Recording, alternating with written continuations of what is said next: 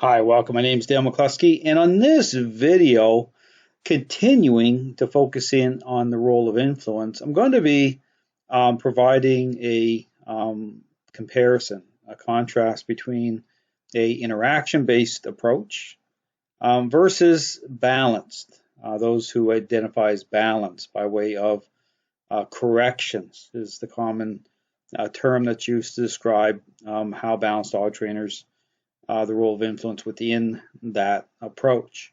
Now, here again, this is a kind of a comparison to help to kind of work through the role of influence, help you understand. Again, when I again talk about influence by way of a process based again on relationship, dogs are social animals, and even comparing it to the parenting example, which is extremely helpful when it comes to understanding the role of influence by way of parental influence, how parental influence is established based again on interacting with, being invested, being dialed in. Okay, you see all these themes here as I go through it by way of being very intentional, okay, and consistent when it comes to changing perceptions. Okay, ultimately that is the standard. That is what is connected to diminishment of unwanted behavior issues, which is the goal of dog owners to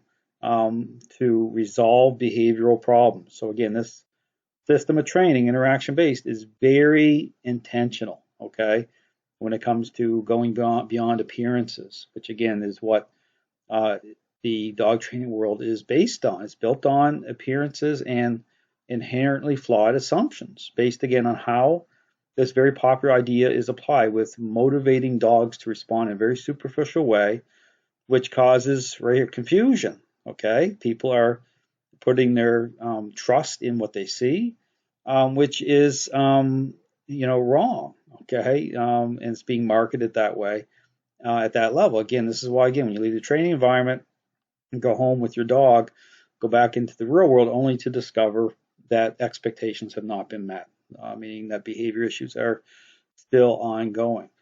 Now, again, going into this comparison, okay, talk about what's the difference between interaction-based approach and versus, say, what's very popular in the dog training world, a balanced approach. And one of the big kind of takeaways here, big themes, is the interaction-based approach is proactive, okay, with how it intersects specific interactions to alter the perceptions of dogs versus reactive. Okay, and this comes from balanced trainers who are basically walking in between two parenting styles at the same time, both permissive and authoritative. And this issue about appearances, this issue about, again, in a very superficial way, motivating dogs to respond and assuming by way of rewarding dogs, you'll see it through how they're rewarding dogs when dogs are going into various positions. And the reality is quite often totally opposite. Okay, this is why I say you can't trust appearances. Again, go to the parenting example to understand the problem here. Okay, so again, you talk about proactive. It's again, proactive means depth. Okay, it means that based again on a interaction-based approach, you're going to know where you're standing. Okay, immediately in terms of how you're perceived in the relationship. Okay, and you're going to get consistent feedback during the whole process to know exactly in terms of the behavior issues being on track by way of being resolved. Okay, so again, everything lines up based again on what these interactions, how they come together, both on and off leash. Okay, in terms of within your home environment, other areas, to affect change. So again, but the proactive nature, again, just think of the parent example, being dialed in.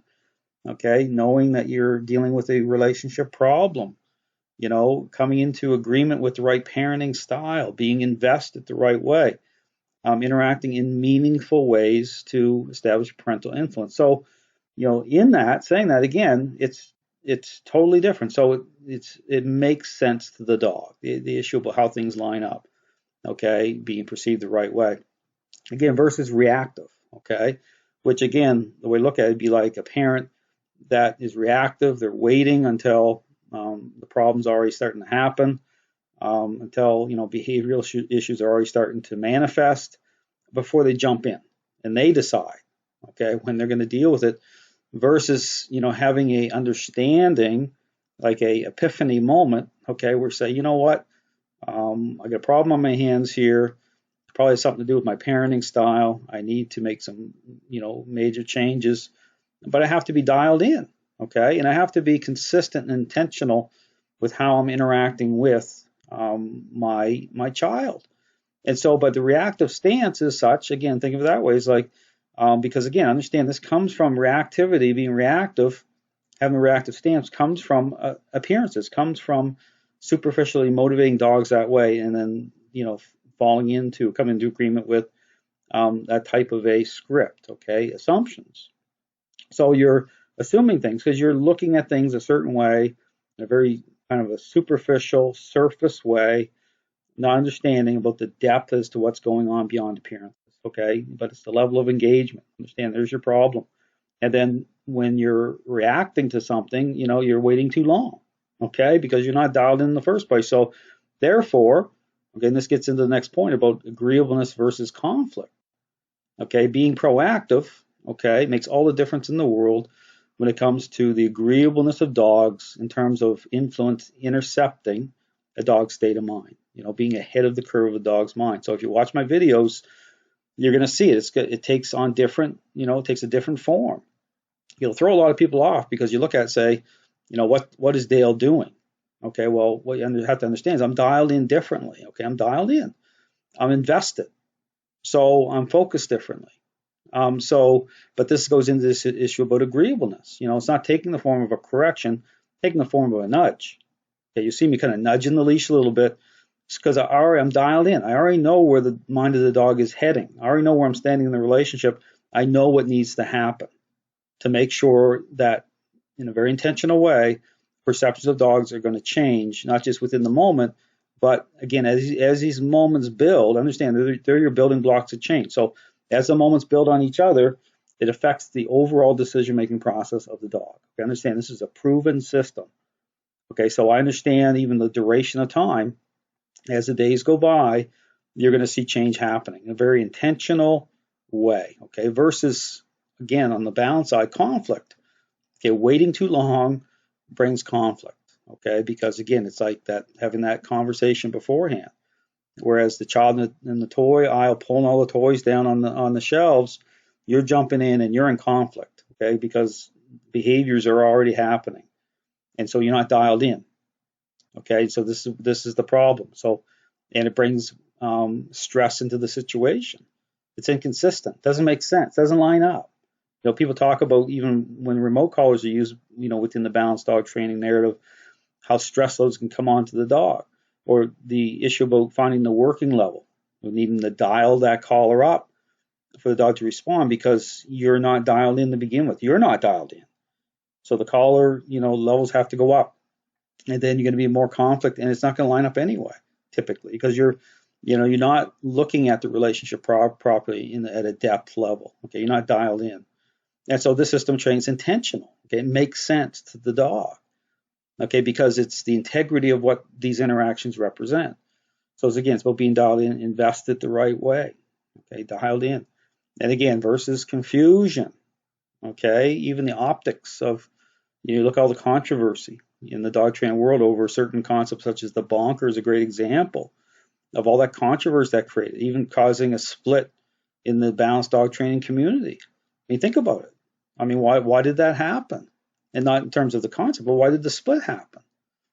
Just think about all the back and forth. Well, it comes from this idea based on appearances, okay, that is not dialed in. That's the problem. It's superficial.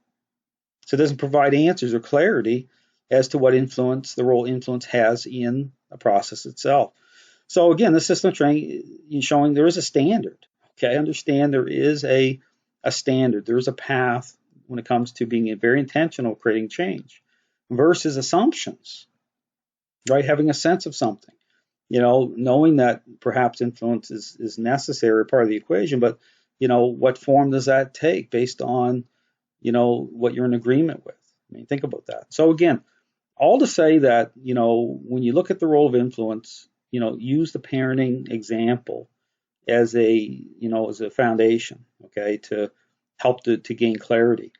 The system of training, again, interaction based. It answers the questions, it reconciles the role of influence, your role in the equation, okay, with your dog, and it's about understanding that yes, influence is part of the equation, but it's about how it intercepts a process based on, again, on specific interactions that dogs come into agreement with to alter perceptions of dogs the right way, which leads to diminishment of unwanted behavior issues. Thanks for watching.